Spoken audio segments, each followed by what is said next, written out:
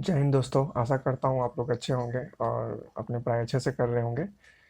आज हम लोग बचे हुए जो क्वेश्चन थे, आज जो सेट नंबर 4 होगा। इससे पहले मैंने 3 सेट आपको करवा दिए हैं एसी एंड पॉलीफेज सिस्टम का, और ये लास्ट सेट होगा। ये सेट नंबर 4 होंगे जो जिसमें बचे हुए क्वेश्चन हैं जो मैं आपको कराने जा रहा हूँ। और दोस्तों, एक रिक्वेस्ट है आपसे कि अगर मेरे वीडियो को आप देखते हैं, अगर अच्छा लगता होगा आपको ये क्वेश्चन, ये टोटली प्रीवियस ईयर है, तो प्लीज़ मेरे चैनल को लाइक शेयर सब्सक्राइब जरूर करें और अपने दोस्तों में शेयर करें जो इलेक्ट्रिशियन ट्रेड की तैयारी कर रहे हो। उनके लिए क्वेश्चन बहुत ही हेल्पफुल होंगे। सो आज पहला क्वेश्चन है। आज हम लोग देखेंगे निवेश और निर्गत प्रतिवाद के संदर्भ में आदर्श वोल्टेज प्रबंधन में क्या संबंध है। ऑप्शन ए है उच्च निवेश निम्न निर्गत प्रतिवाद, निम्न निवेश निम्न निर्गत प्रतिवाद, निम्न निवेश उच्च निर्गत प्रतिवाद, उच्च निवेश उच्च निर्गत प्रतिवाद। ये 2015 के हाल हैवी इलेक्ट्रिक लिमिटेड में ये क्वेश्चन पूछा गया था और ये टोटली प्रीवियस क्वेश्चन है। आंसर देने की कोशिश कीजिए, देखिए इसका आंसर क्या हो सकता है।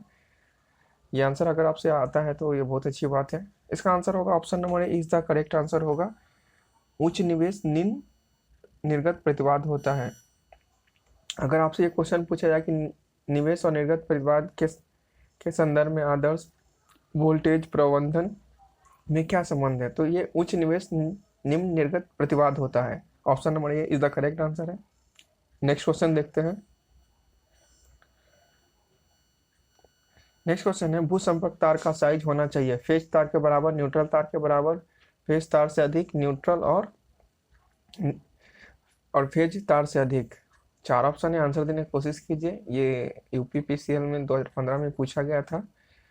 और हम आप जानते हैं कि जो हम लोग न्यूट्रल का जो तार होता है वो फेज से अधिक होता है। ये आप जानते होंगे, नहीं तो मैं बता दे रहा हूँ आपको। न्यूट्रल का जब भी अगर साइज पूछा जाए तो वो हमेशा फेज से अधिक होता है। और ये आपसे पूछा जाए भू संपर्क यानी अर्थिंग जो हम लोग देते हैं उसका तार का साइज क्या होना चाहिए। फेज तार के बराबर, न्यूट्रल तार के बराबर, फेज तार से अधिक, फेज और न्यूट्रल तार से अधिक।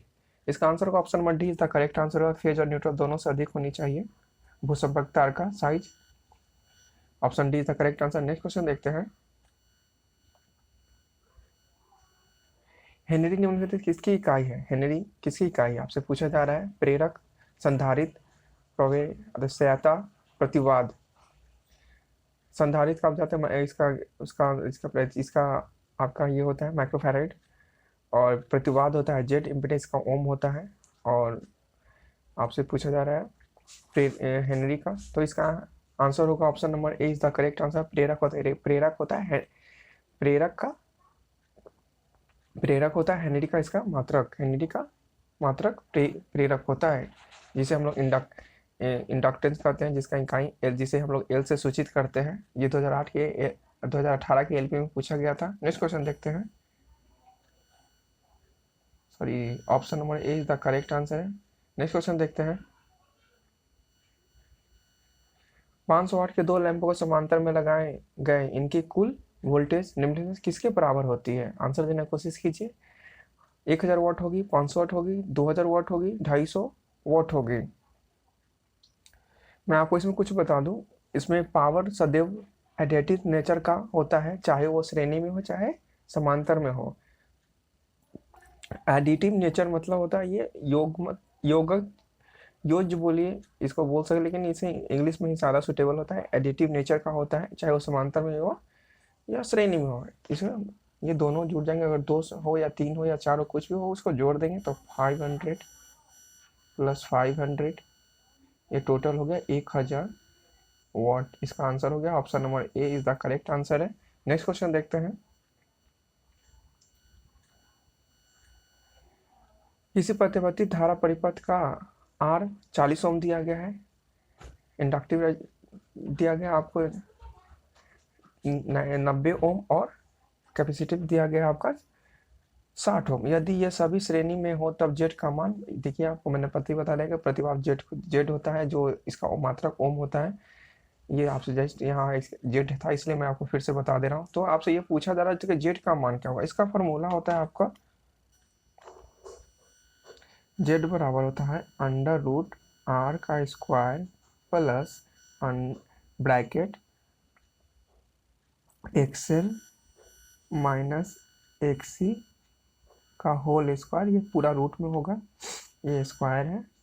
अब देखिए आप यहाँ से r का वैल्यू दिया गया आपका 40, ये 40 का स्क्वायर प्लस ये अंदर में हो जाएगा आपका 90 माइनस 60 का होल स्क्वायर, ये इसका हो जाएगा 1600 प्लस ये अब जैसे घटाकर इसका स्क्वायर कीजिएगा तो ये 900 हो जाएगा अंडर रूट, ये टोटल हो जाएगा जाकर 2500 और ये रूट से निकलेगा तो ये 50 ओम आंसर हो जाएगा। Option number A is the correct answer है। नेक्स्ट क्वेश्चन देखते हैं।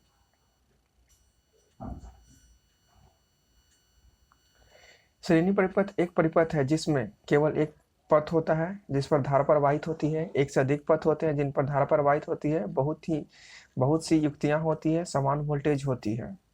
मैंने आपको पहले ही बताया है कि श्रेणी में हमेशा वोल्टेज डिफरेंट रहता है और करंट समान रहता है, और पैरेलल में वोल्टेज समान और करंट डिफरेंट रहता है। तो आपसे यहाँ पूछा जा रहा है श्रेणी परिपथ एक है कि जिसमें क्या हो सकता है, श्रेणी में क्या होगा कि पथ एक होगा और धारा प्रवाहित होगी, केवल एक धारा होगी, केवल एक पथ होगा और जिस पर धारा प्रवाहित होगी। Option number A is the correct answer है। नेक्स्ट क्वेश्चन देखते हैं। संधारित्र लगाने के सबसे उपयुक्त स्थान क्या है? मैंने इससे पहले भी इस टाइप का मैंने क्वेश्चन आपको कराया था कि संधारित्र को कहाँ लगा सकते हैं हम, प्रेरक भार से काफी दूर, प्रेरक भार से काफी पास, प्रेरक भार के टर्मिनलों के आसपास, कहीं भी। हम संधारित्र को हमेशा टर्मिनलों के आसपास या यहीं पास ही लगाते हैं, ना कि दूर ना काफी नजदीक, कहीं भी। सिर्फ हमेशा हम टर्मिनलों को आसपास ही लगाते हैं प्रेरक भार के टर्मिनलों पर।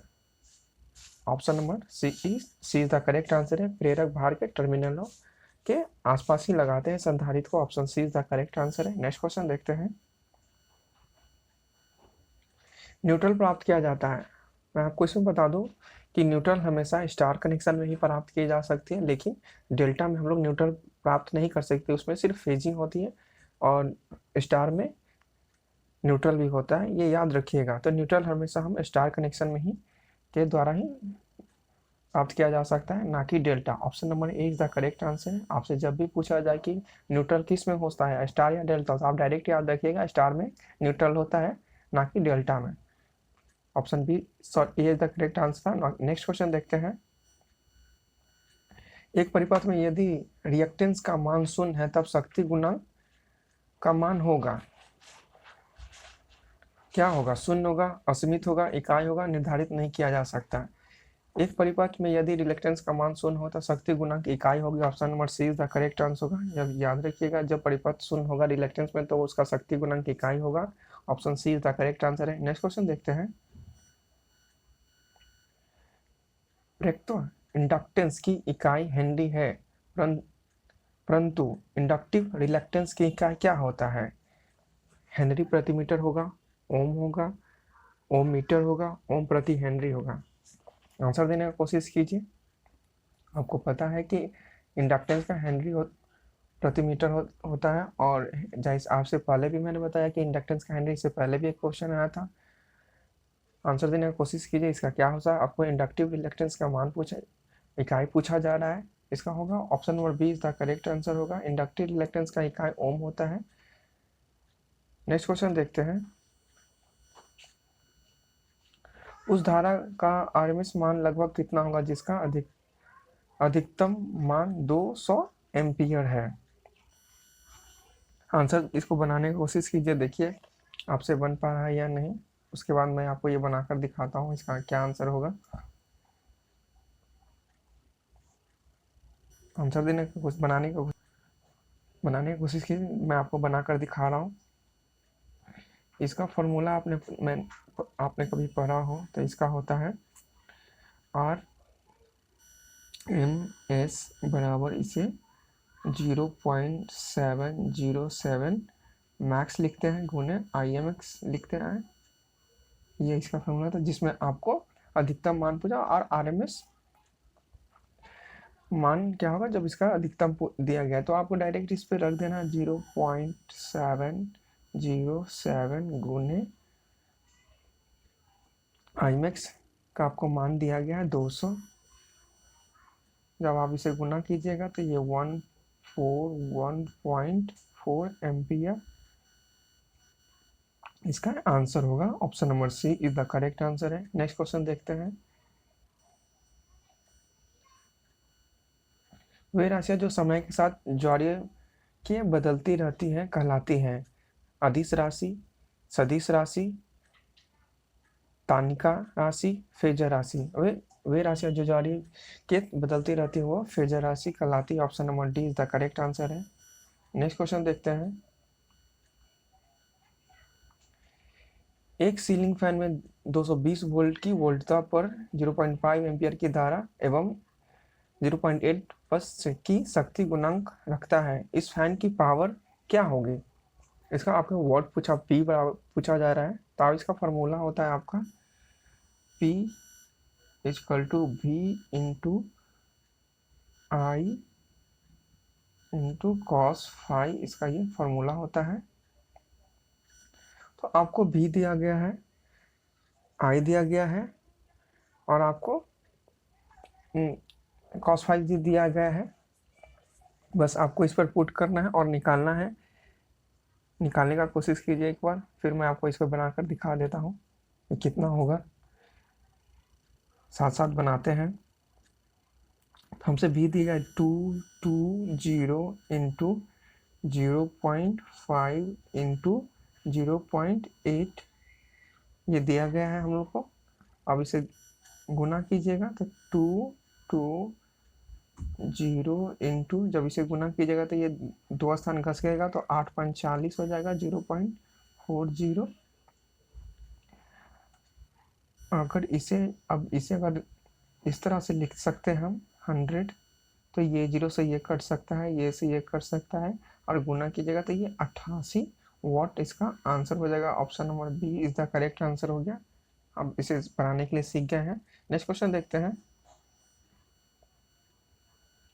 बृहद क्रॉस सेक्शन क्षेत्र वाले कंडक्टर की धारा घनत्व कम क्रॉस सेक्शन क्षेत्र वाले चालक से डैश होती है जब एक ही धारा उसके मध्य हो, क्या होगी? ज़्यादा, कम, के बराबर, इनमें से कोई नहीं। 2012 में इसरो में एक क्वेश्चन पूछा गया है। बनाने आंसर देने की कोशिश कीजिए, देखिए सही हो पा रहा है कि नहीं। इसका आंसर होगा कम, बी द करेक्ट आंसर है, कम होगा। बृहद क्रॉस सेक्शन वाले कंडक्टर की धारा घनत्व कम क्रॉस सेक्शन वाले चालक से कम होती है। Option be the correct answer है। नेक्स्ट क्वेश्चन देखते हैं। एक प्रतिरोधी भार परिपथ अधिकतम शक्ति खींचेगी तब स्रोत का आंतरिक प्रतिरोध सर्किट के बाहरी प्रतिरोध के बराबर हो डैश। यह किसका कथन है? नॉर्टन का सिद्धांत, थेवेनिन का सिद्धांत, अधिकतम शक्ति हस्तांतरण सिद्धांत, नोडल का सिद्धांत। ये 2019 के BPSCL में क्वेश्चन या बिहार इलेक्ट्रिसिटी बोर्ड में क्वेश्चन पूछा गया था। आंसर देने की कोशिश कीजिए। क्वेश्चन है आपको, एक प्रतिरोधी भार परिपथ अधिकतम शक्ति खींचेगी तब स्रोत का आंतरिक प्रतिरोध सर्किट के बाहरी प्रतिरोध के डैश के बराबर हो। तो ये सिद्धांत अधिकतम शक्ति हस्तांतरण सिद्धांत पर का ये कथन है। Option C the correct answer होगा। नेक्स्ट क्वेश्चन देखते हैं। एक बृहद अव्यय संधारित्र को किस प्रकार विनिर्दिष्ट किया जाता है? ओमिय मान, वोल्टा, ओमिय मान और वोल्टा संख्या, वोल्टा और धारिता, वाट संख्या और धारिता। आंसर देने की कोशिश कीजिए, देखिए आपसे ये सही हो रहा है या नहीं। ये विद्युत अव्यय संधारित्र को किस प्रकार विनिर्दिष्ट किया जाता है? इसका आंसर होगा वोल्टा और धारिता। Option number C is the correct answer है। नेक्स्ट क्वेश्चन देखते हैं।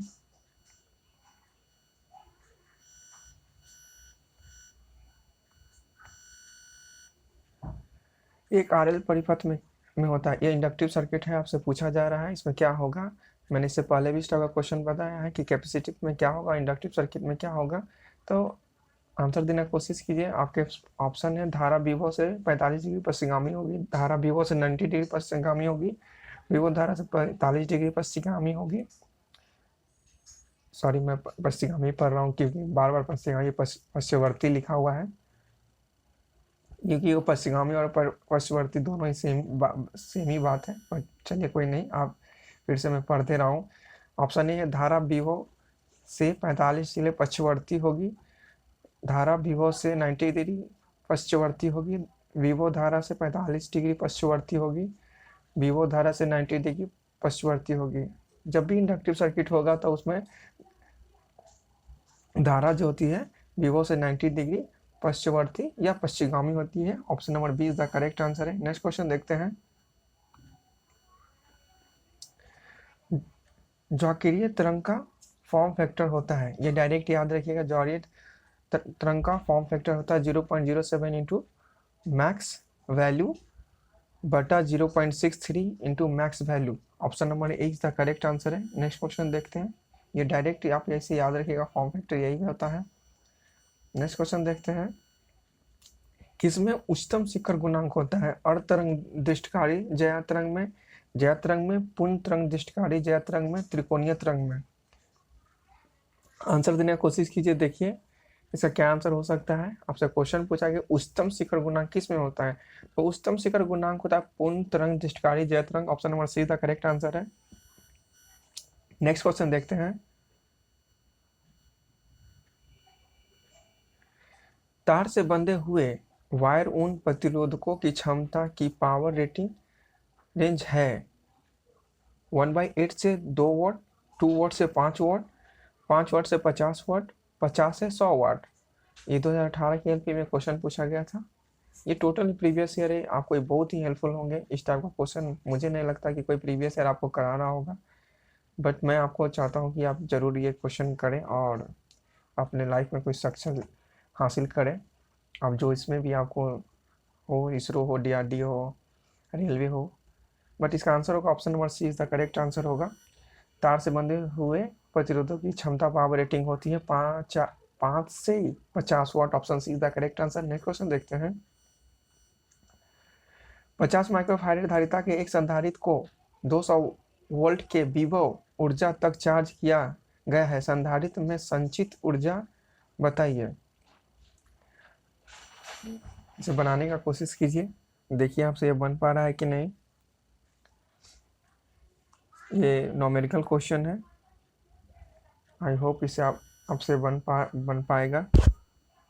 कि ये फार्मूला होता है आपका H बराबर आई स्क्वायर आर टी पर, ये सॉरी H बराबर आई स्क्वायर टी पर नहीं है, संधारित्र में ऊर्जा पूछा जा रहा है आपसे। एक मिनट मैं देख लूँ एक बार। तो इसे बनाने के लिए फार्मूला होता है आपका एनर्जी बराबर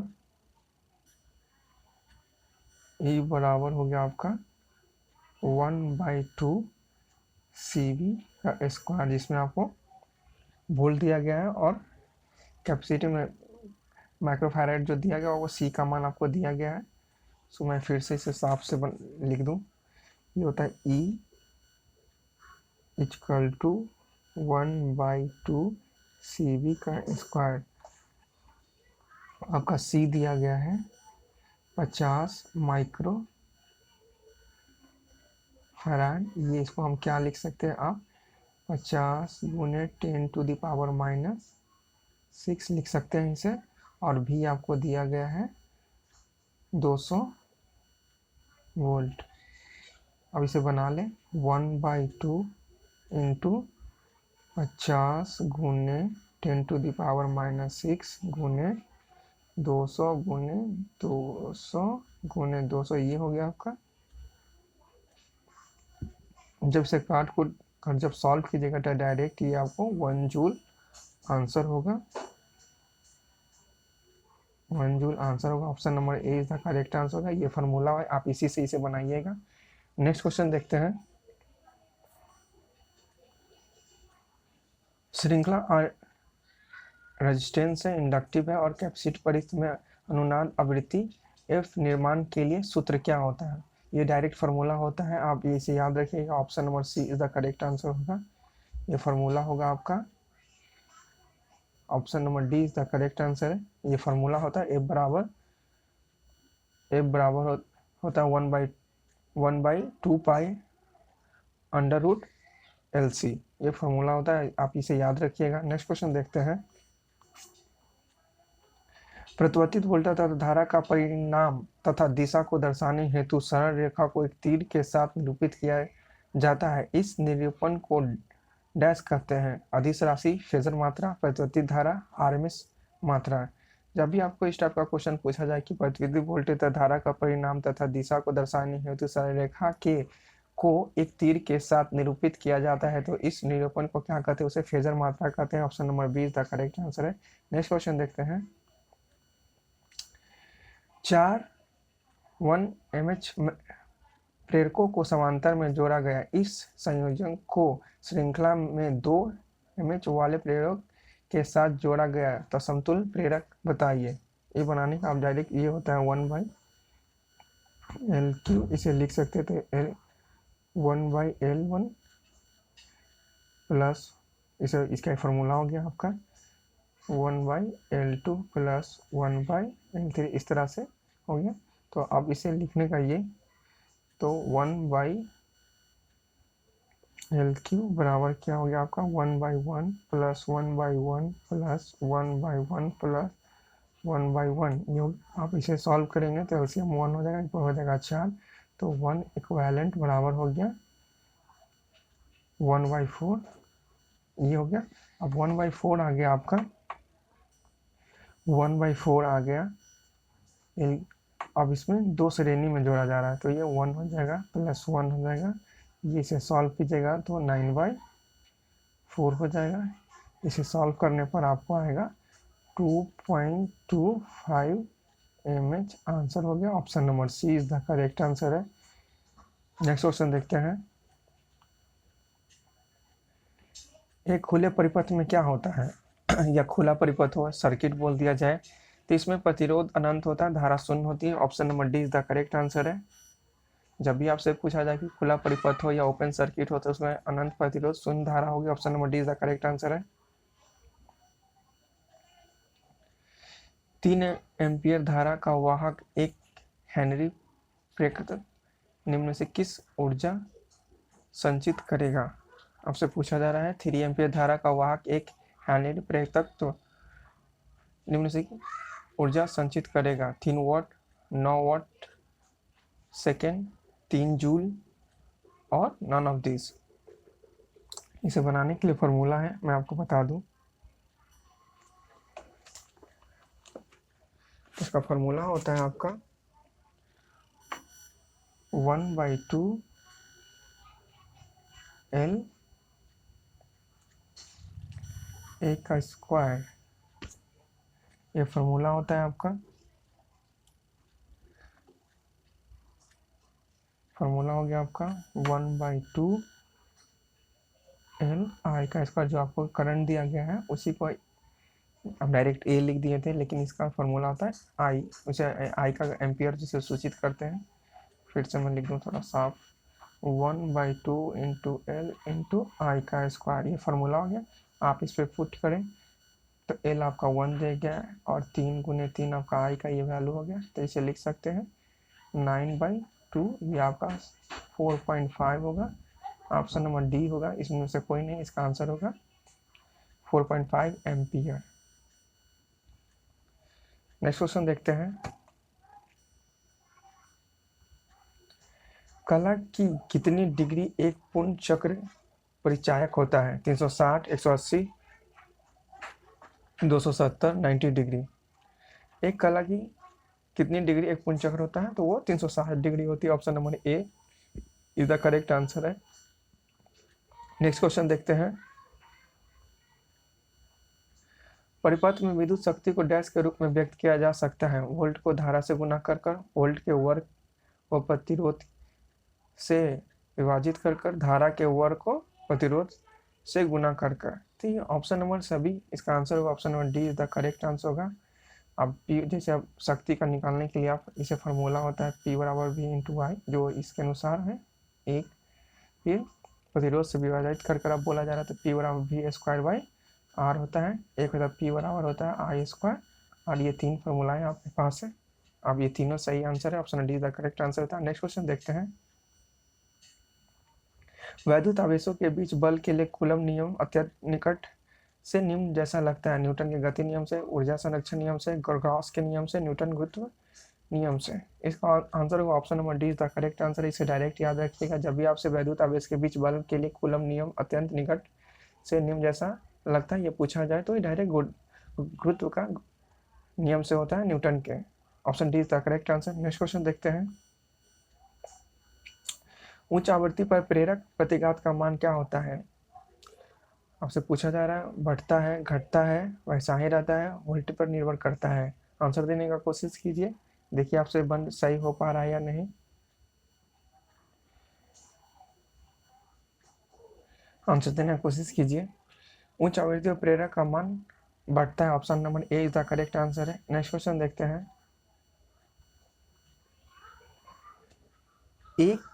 एक समान विद्युत क्षेत्र में क्षेत्रीय लाइन और समविभव क्या होता है? एक दूसरे के समांतर होता है, 30 डिग्री पर प्रतिच्छेदित करती है, 45 डिग्री पर प्रतिच्छेदित करती है, लंबित होती है।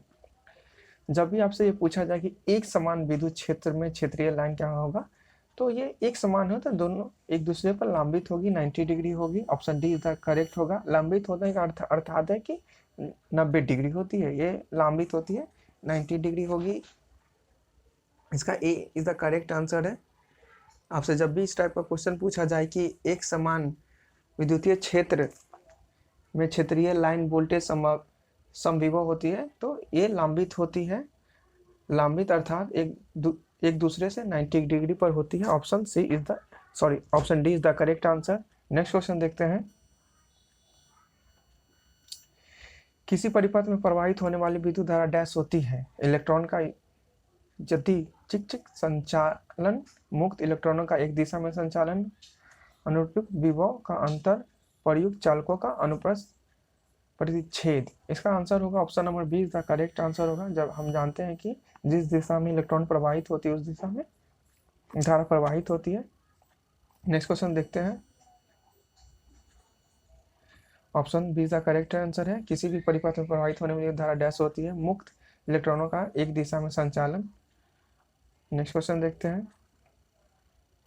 लेकिन हम जानते हैं कि धारा पॉजिटिव से निगेटिव की ओर प्रवाहित होती है और इलेक्ट्रॉन जो होते हैं निगेटिव से पॉजिटिव की ओर प्रवाहित होती है। तो डायरेक्ट इसमें क्वेश्चन आपसे पूछा गया कि किसी परिपथ में प्रवाहित होने वाली विद्युत धारा होती है, मुक्त इलेक्ट्रॉनों का एक दिशा में संचालन। Option be the correct answer. एक खराब बिजली के कनेक्शन डैश है। आपसे पूछा जा रहा है प्रतिरोधक समान प्रतिरोध से कहीं अधिक होगा। जब समान धारा प्रवाहित हो तो अत्यधिक ऊष्मा उत्पन्न हो सकती है। लोड के लिए समानता उपलब्ध कुल ऊर्जा घट जाती है। इनमें से सभी। आंसर देने का कोशिश कीजिए, देखिए आपसे बन पा रहा है कि नहीं, सही हो पा रहा है या नहीं। ये खराब कनेक्शन में ये सभी संभावनाएं होती है। जिससे प्रतिरोध समान प्रतिरोध से कहीं अधिक हो जाएगी। जब समान धारा प्रवाहित होगी तो अत्यधिक ऊष्मा उत्पन्न होगी। लोड के लिए समान उपलब्ध कुल ऊर्जा घट जाएगी। इन सभी ये सभी करेक्ट है। नेक्स्ट क्वेश्चन देखते हैं। डीसी परिपथ का शक्ति गुणक हमेशा क्या होता है? डीसी परिपथ का शक्ति गुणक हमेशा इकाई होता है। Option number B is the correct answer है। नेक्स्ट क्वेश्चन देखते हैं।